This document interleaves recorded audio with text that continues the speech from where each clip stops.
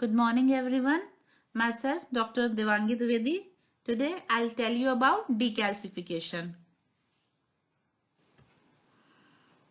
So decalcification is a process by which inorganic calcium is removed from organic collagen matrix after fixation is done but before dehydration during the preparation of protein histological sections. The calcium present in such tissue not only hampers section cutting but may cause damage to the edge of microtome knife and hence to be removed. Choice of decalcifier. It depends on the following. First one is urgency of the case.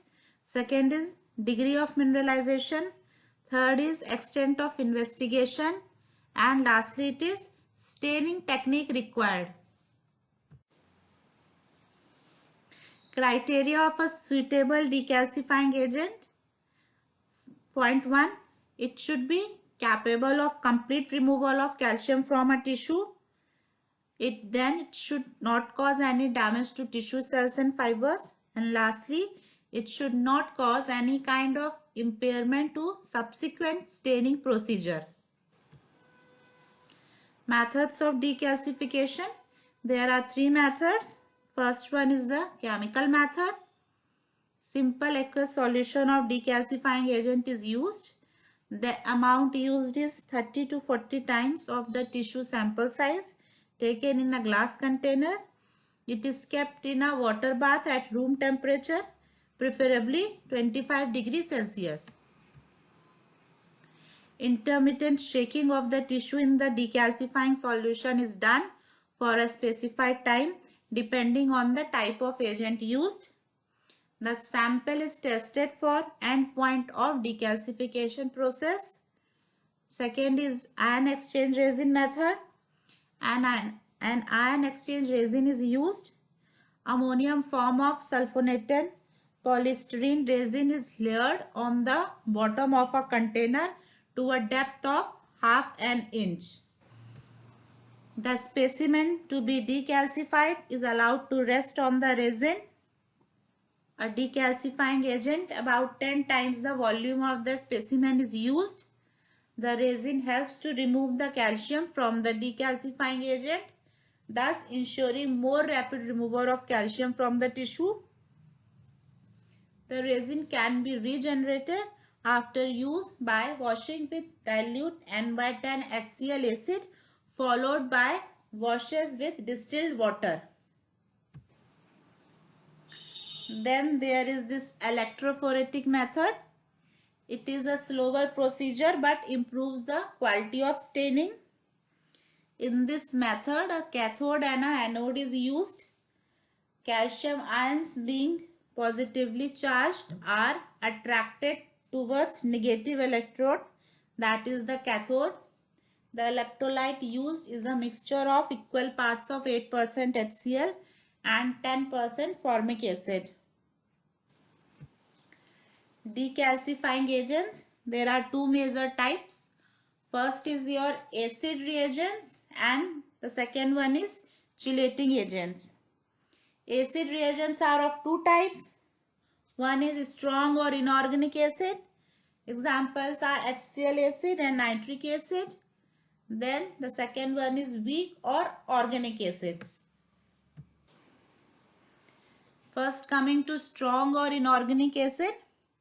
They are used as simple aqueous solution in 5 to 10% concentration.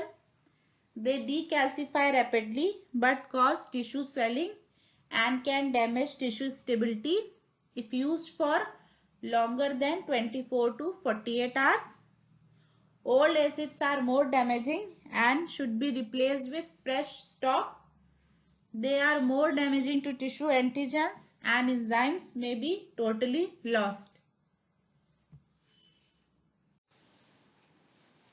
Strong acids permit rapid diagnosis within 24 hours. Weak acids are formic acid, trichloroacetic acid and picric acid. Formic acid may be used as aqueous solution in 5 to 10% or combined with formalin. Salts like sodium formate or sodium citrate are added to formic acid solution to make acid buffers. Decalcification with formic acid buffer is usually completed in 1 to 10 days depending on size, type of tissue and acid concentration. 5% aqueous solution of trichloroacetic acid needs 12 to 24 hours to decalcify small tissues. Then the chelating agent used is EDTA. It is ethyl diamine tetraacetic acid.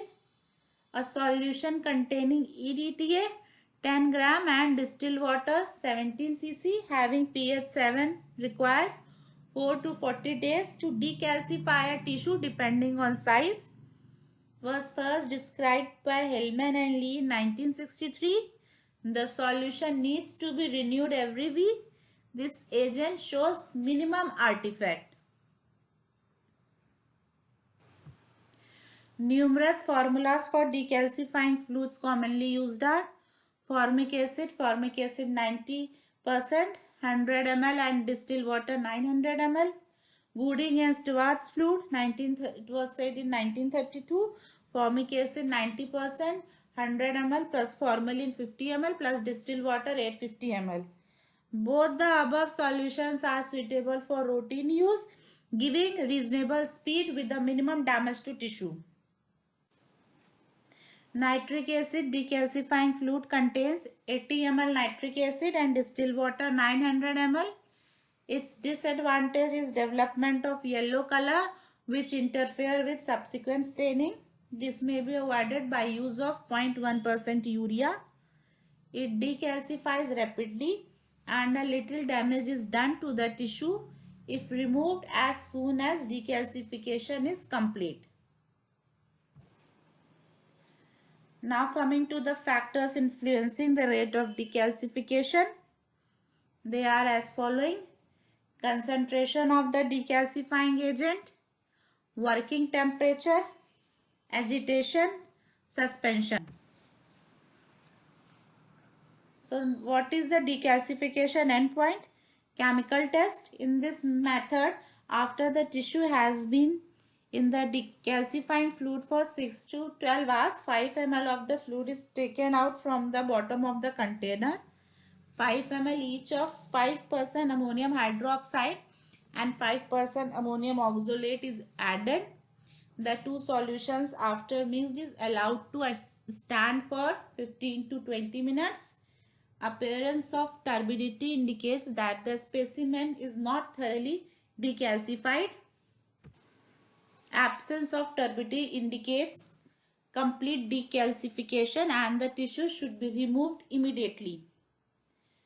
Second is the bubble test.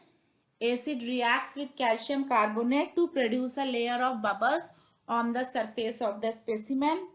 Tiny bubbles indicate less calcium. Third is radiography. This is the most sensitive test.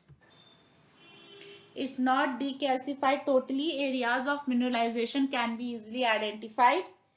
This method is not applicable when the tissue is fixed with mercury chloride as it is opaque to X-ray. Complete decalcification can also be tested by piercing the hard tissue with a sharp and fine needle. If penetrates easily, the tissue is completely decalcified. Hazards of not changing the decalcifying agent. Artifacts can be produced in decalcified tooth section due to recalcification. As the calcium removed from calcified structure has little opportunity to escape, it may precipitate out in the pulp, giving rise to artifactual star-shaped crystal aggregates. Decalcification of teeth. The objective of decalcification of teeth is to make the tissue soft.